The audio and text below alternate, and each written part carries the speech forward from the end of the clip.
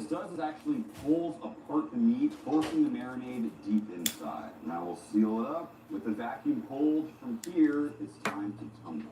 Due to the vacuum and the spinning motion, just 15 minutes of spinning simulates 24 hours of marination. While this marinates, I want to remind you guys that if you are interested in supporting the channel, Max Jerky is the best way to do it. Head on over to maxjerky.com. We have all sorts of incredible flavors. Also, as you guys can tell, we are in a brand new studio. I'd love to hear what you guys think of it down in the comments. One person that gives their opinion, either good or bad, will win 10 bags of free jerky. The 15 minutes are up. Time to release the air. This is air that's actually suctioning back in the chamber. Because of the vacuum, it actually opened up the pores, forcing all that marinade inside. This is one of the few gadgets from today that I've actually used many, many times. I've marinated jerky, chicken, steaks, pretty much everything with it. I absolutely love this thing, and it's an easy 5 stars. Next up, we have the one and only Slap Chop. Angela says, didn't work very well on celery, onions, or anything difficult to chop. The one and only Slap Chop, I mean, this might be the most iconic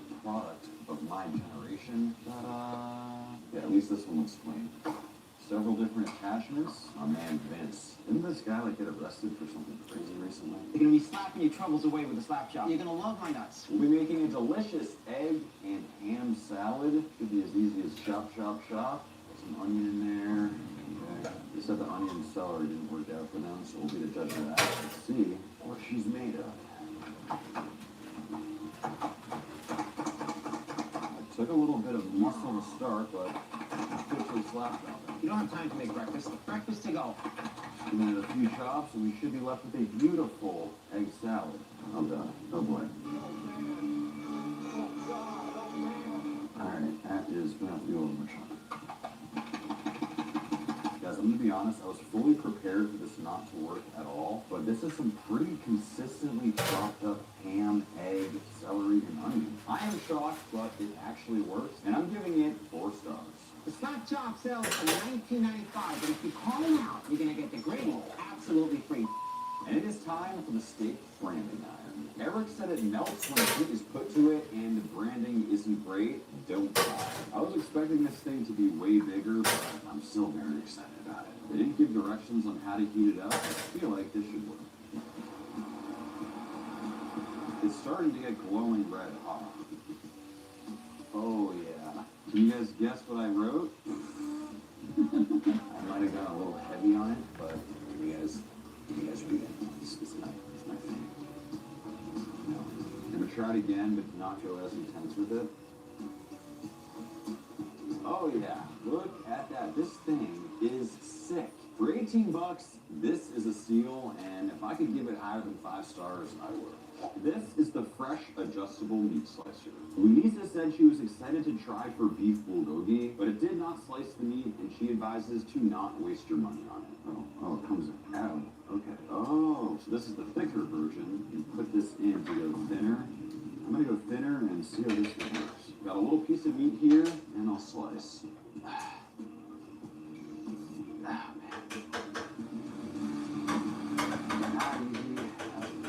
A lot of work to get through. Alright, time for the moment of truth. Alright, I was doing a lot of complaining. These are some stunning, perfectly identical slices. The execution was tough, but I am very impressed with the final results here. I mean, like, I could never have done it this perfectly with a regular knife.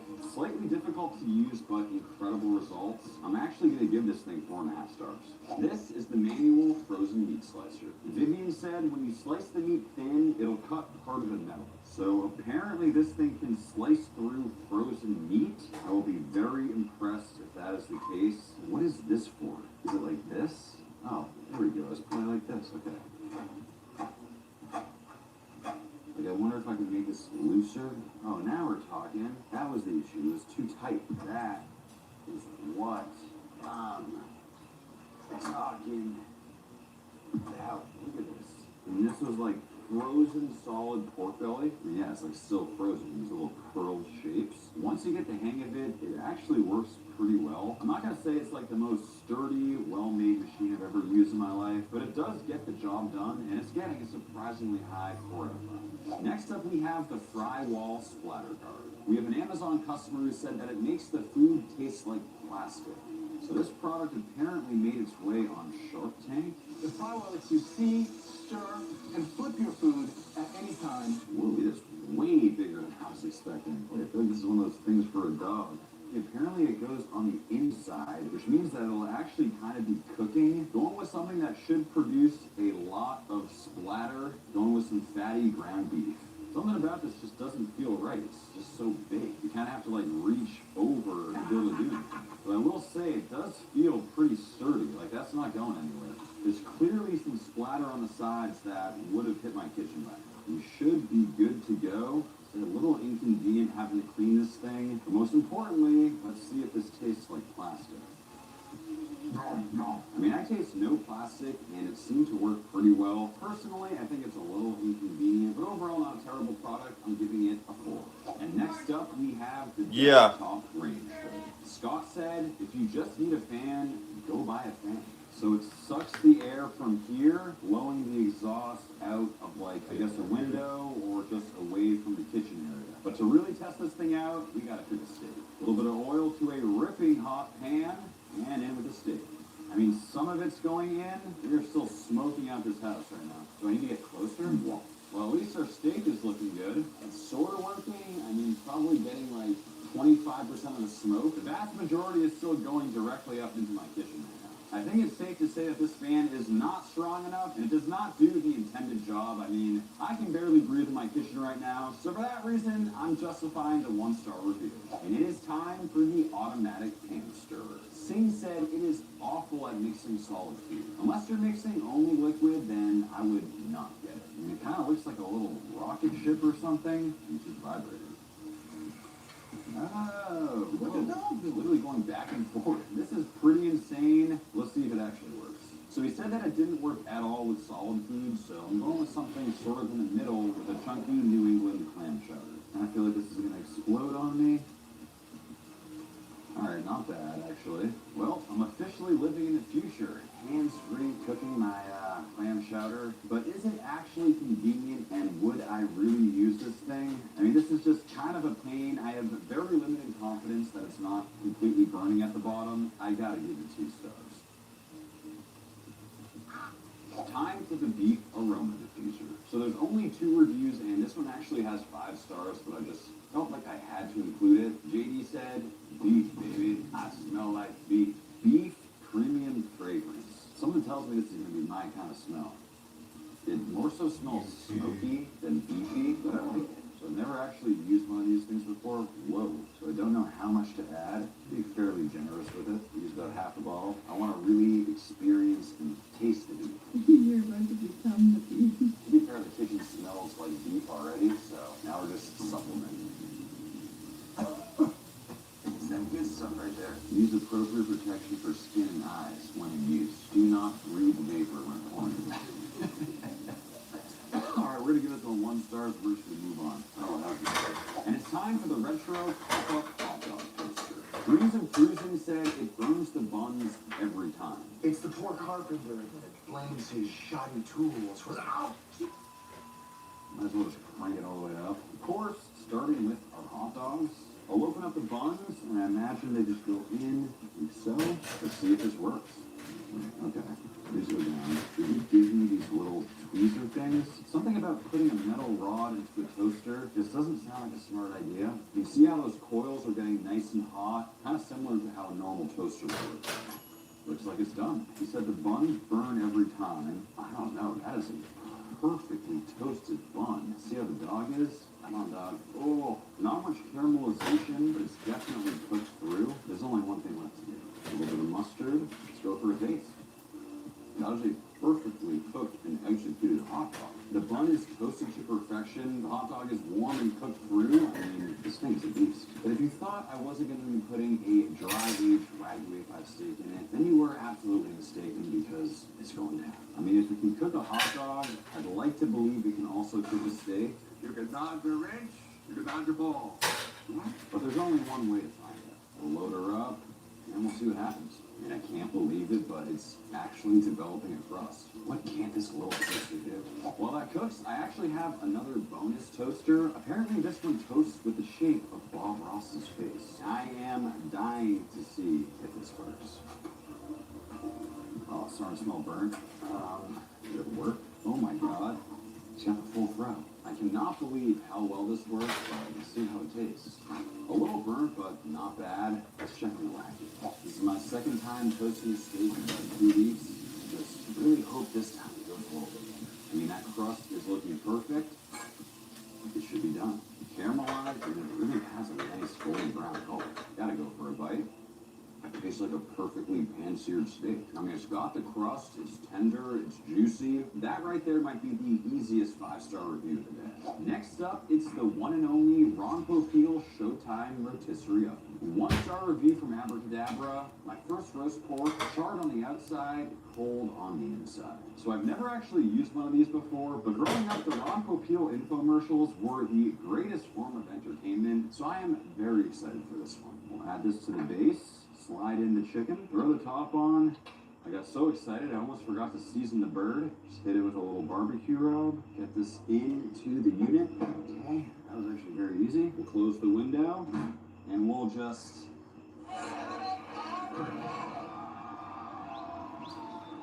Okay guys, so I set it and then I completely forgot about it for the next hour and a half, and this is what it looks like. It's reached its final cooking temp, and if I do say so myself, this might be the most incredible looking chicken I've ever cooked. Ron Popeil might really just be on it. See if this easily comes off. Oh yeah, that right there is a rotisserie chicken. Gotta go for a drum. I mean, tender meat, super crispy skin. If this isn't 5 stars, I don't know what it is. Next up, we have bear paws. Ciara was clearly not a fan and said that they work okay, but really hurt your hands. We have a beautifully smoked pork butt, which should be perfect to test these guys out. Start by removing the bone. Tender. Whoa, these things are way sharper than you'd think they are. They're almost like the tip of a knife. Let's see how they work. It's definitely working. My hands are remaining clean and they do feel quite durable. Though I will say there's a little less feel to it. As you guys know, one of my favorite activities in the whole world is just pulling pulled pork. But if you are interested in keeping your hands clean, I don't hate these things. All in all, I'd give this probably a 4 out of 5 stars. And up next, we have the meat shredder. The Megger said that after shredding 5 chicken breasts and putting it into a white bowl, she noticed a ton of plastic in the chicken. So I think this thing is primarily used for chicken breasts, kind of just shredding it like so. And fortunately, we have the Ron Popeil Set It and Forget It chicken, which should be perfect for the job. I still can't believe how good this thing came out. We have chicken breast number 1 and chicken breast number 2. Open this up, place both chicken breasts. Hope this is not too much capacity for it. At the top here that has these little points, and we'll see if I can shred it. Oh yeah, oh man, look at that thing go. This seems to be working out fantastically. Let's see how it looks. Wow. I probably used a little too much chicken for this thing, but it seems to have worked out pretty well. The only issue is there's some big pieces that didn't get shredded at all, and then there's the majority of it that is really nicely broken down. Honestly, it's almost like too broken down for me. With all that said, not bad for what it is. I'm giving it 4 stars. And now we have the cordless electric knife. Tigani said they pushed the safety button and pulled the trigger. Now it's running incessantly and they can't turn it off. Unsafe, do not purchase. You literally need skin contact at the bottom. It appears to be a safety measure. The classic way to use it, at least based on what I've seen online, is to slice up a Thanksgiving turkey. It's basically just 2 knives that are like directly next to each other. When you turn it on, they go back and forth in opposite directions. We'll start by trying to remove the leg here, going through like butter. And go through bone. I mean, not bad. Now for the most important part.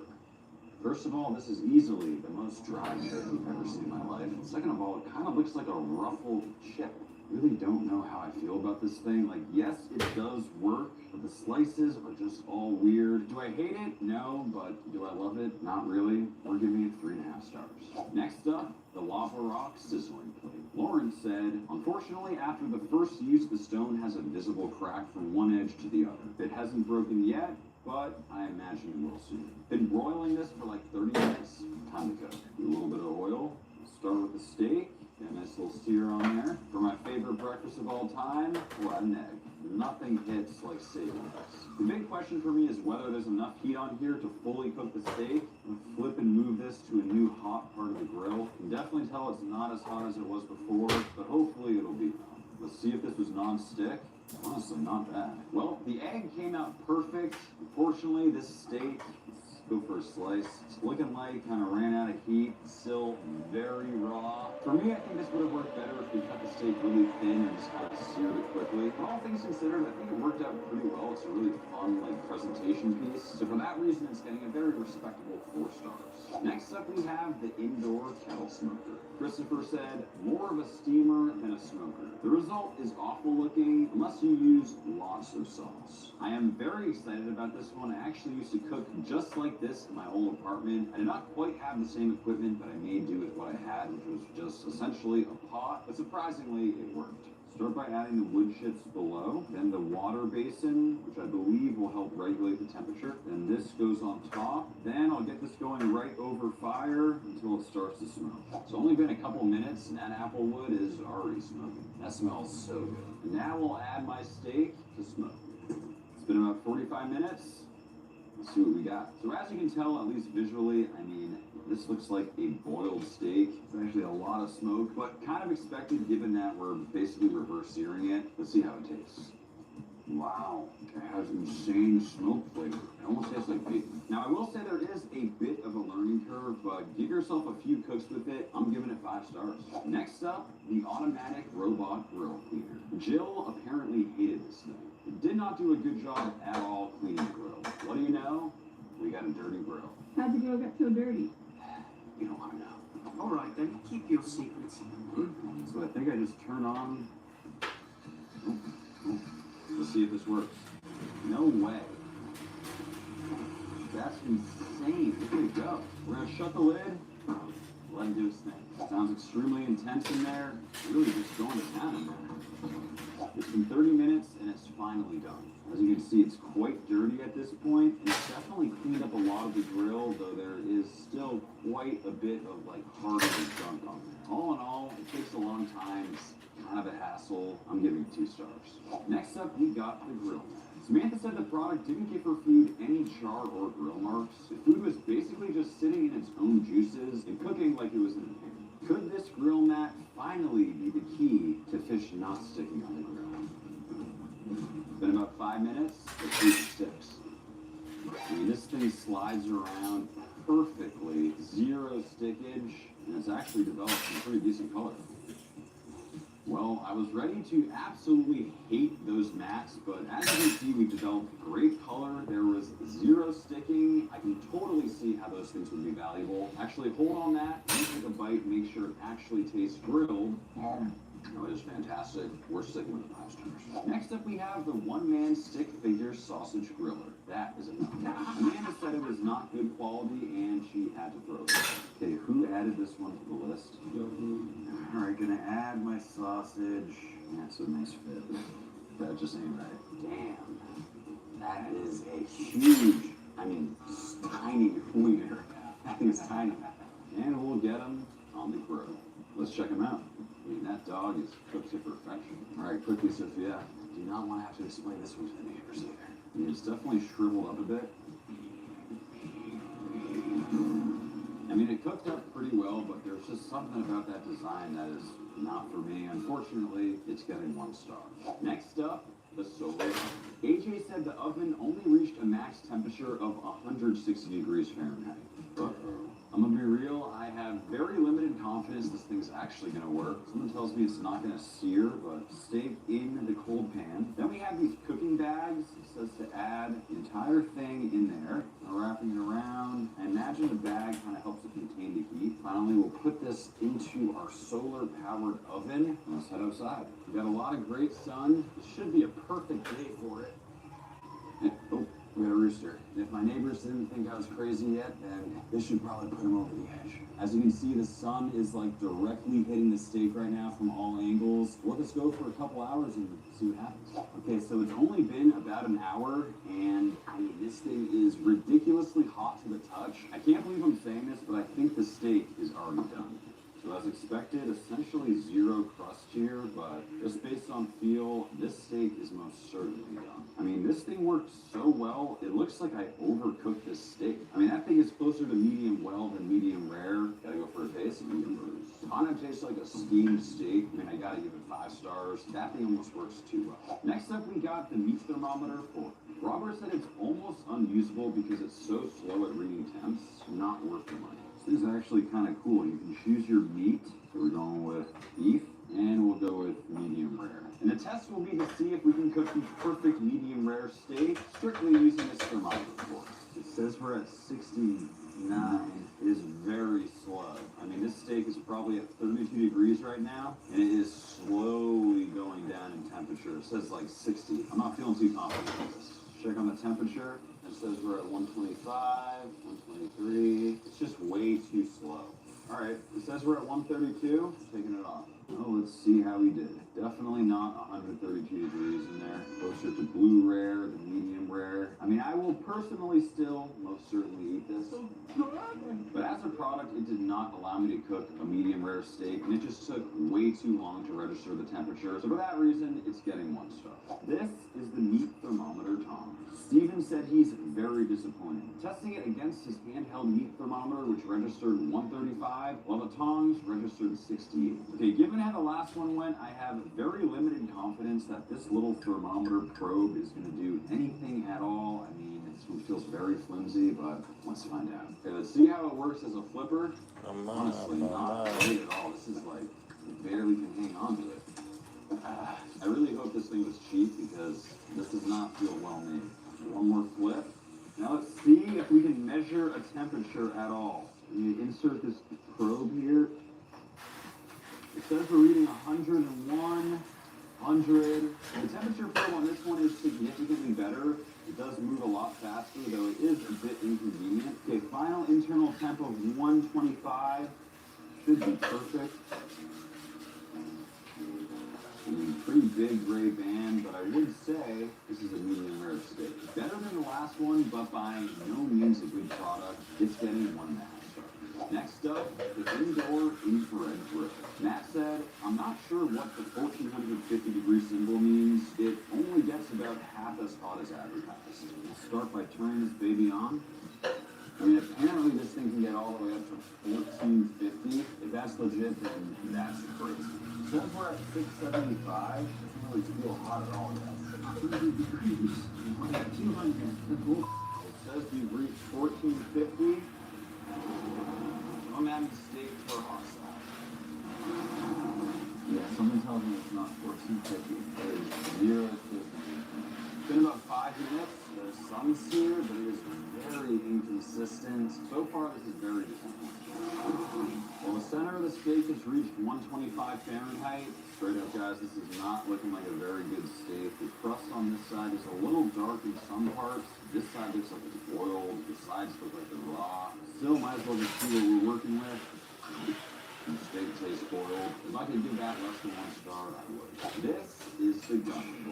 Brown said, broke the same night within minutes. I've seen Google use this thing a million times. I've always wanted one. We twist the red thing to release the gas and pull the trigger. This is awesome. To test it, I'm starting with a sous vide steak that, at this moment, looks disgusting. Let's see if we can change that. Wow, I mean, this is working pretty flawlessly right now. So you just check out the crust wrinkle. That is what we want to see. I will say the heat coming off of it is a little bit less intense than the typical blowtorch I use, but all things considered, it's extremely fun to use and it works great. That's point. We have the gun torch, but this is the lightsaber torch. York said the torch burst into flames, setting my hand ablaze. Burning the hair on my left hand and lower arm, not exactly what I would consider safe. Sous vide steak number 2, and the lightsaber.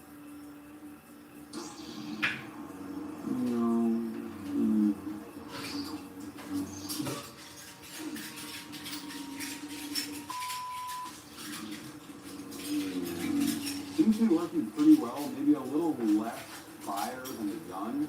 I have to say, not a horrible sear. Realistically, it's not quite as practical as the gun or some of the other searing devices. But I mean, in terms of coolness, this is like a 15 out of 10, and it does still work. So for that reason, it's gotta get 5 stars. Next up, the barbecue meat blanket. Michael said he put his brisket wrapped in butcher paper in the bag. It should not have leaked, but it did.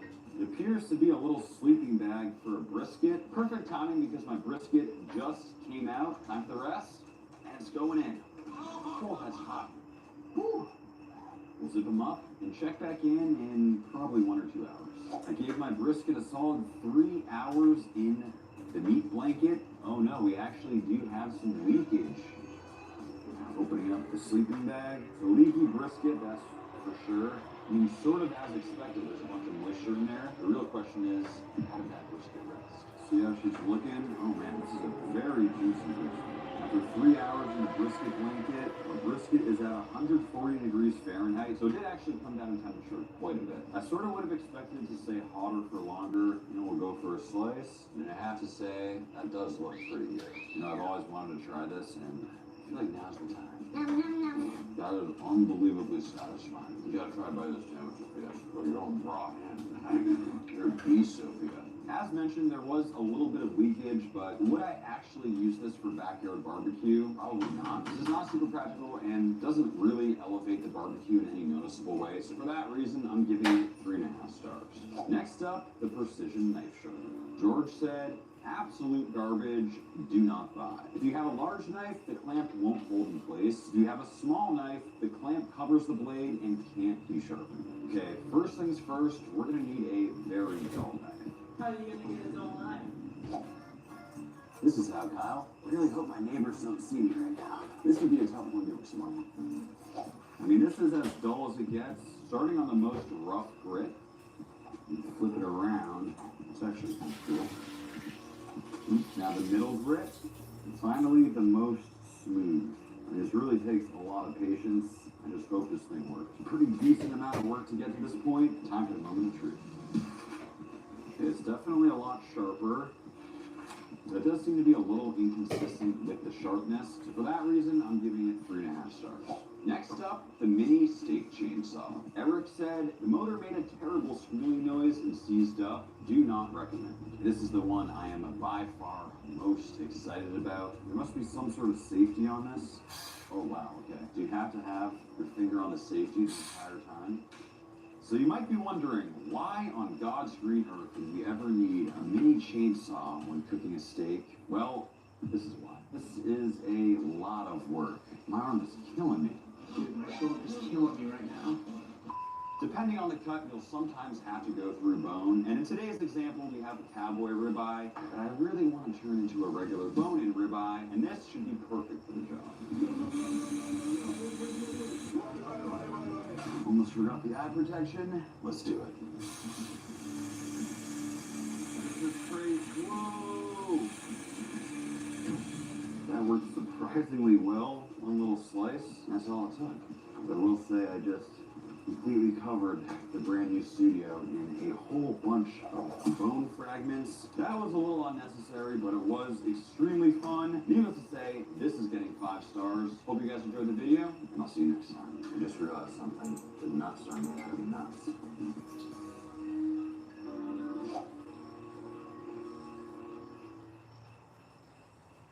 From the smallest to the biggest brisket in the world, today we're cooking every exotic brisket. What I have in front of me is the craziest assortment of meat we've ever seen on this channel. Gasoline mixed with burnt dirt from the yard. Let's get started.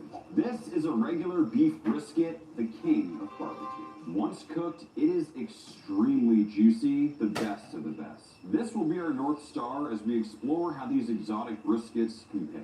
Believe it or not, we are starting out with the coyote brisket. At just 0.33 pounds, it is the smallest brisket of the day. It's literally the same size as a can of Coke. Crack her open, first time seeing a coyote brisket. Oh, that is almost as bad as the hog bladder we cooked recently. Cow smells. Ooh. This is the thinnest piece of meat I think I've ever seen. So you know it's fresh, still got some coyote hair on it. So today we have 2 of each animal's brisket. The first is a control which will be cooked traditionally like a normal Texas barbecue beef brisket. Seasoning with salt and pepper, smoking low and slow until exactly 175 Fahrenheit internal before wrapping in tin foil, then continuing to cook until 203 Fahrenheit internal or probe tender, then finally letting it rest. These are the exact steps we use to make a traditional brisket, so it's what we're going to do each time for the control. Now for the non-control briskets, we have something extremely special planned for each, starting off by turning this bad boy into coyote pastrami. Say what? And I'll get started on the brine. Historically, when we've tried coyote on this channel, it was excessively gamey, so I'm hoping that soaking in the flavorful brine will neutralize those off flavors. And we'll let this soak for a few days. It has been exactly 2.5 days, and it should be done.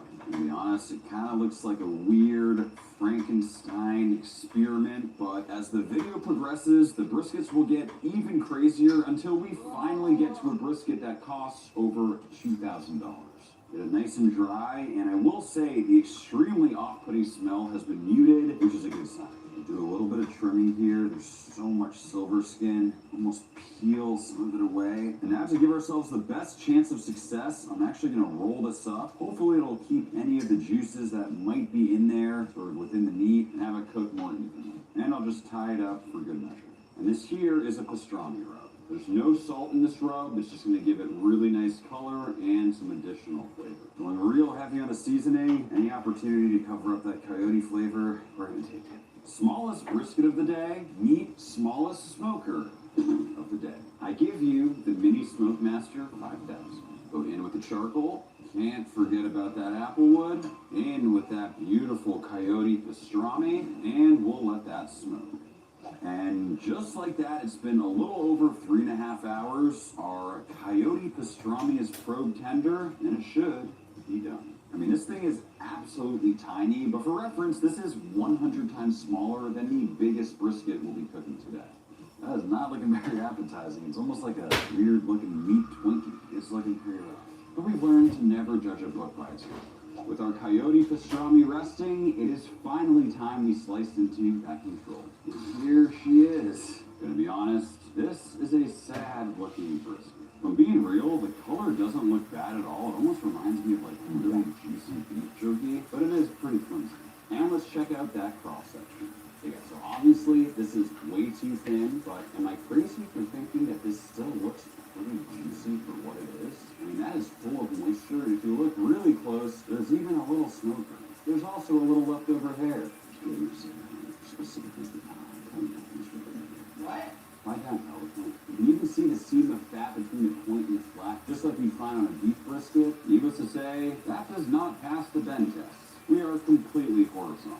Questionable if this coyote brisket is going to be good, but what is unquestionably badass is this brand new Valstron knife. I want one of you guys to have it, so one subscriber who drops a comment is going to get chosen, and who knows, you might get lucky.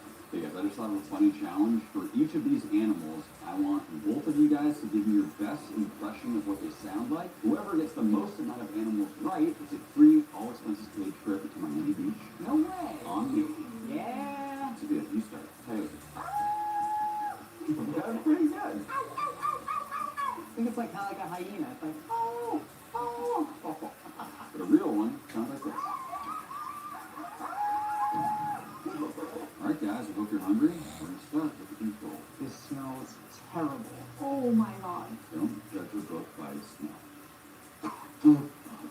That can kill somebody. That might be dangerous. Gasoline mixed with burnt dirt from the yard. It tastes like the bird section of the pet store. But I will say what's crazy is it looks like a brisket. You see the flat and you see that fat seam. If there was a pro, the texture's interesting. It's a tender beef jerky. Yeah, the texture actually didn't bother me. Oh, my mouth is tingling. Yeah. Let's move on to the non-control. Can we agree that it's 17.5 times better than the control? 1,000,000% better, but then once you start chewing it, you actually get the real flavor, and it is just so bad. I'm never eating this again. We are starting with an F, and there's no question about it. I want someone in the comments to genuinely tell me if they've had good coyote, because people always say, oh, you didn't cook it right, this, that. There is no chance this tastes good in any dish.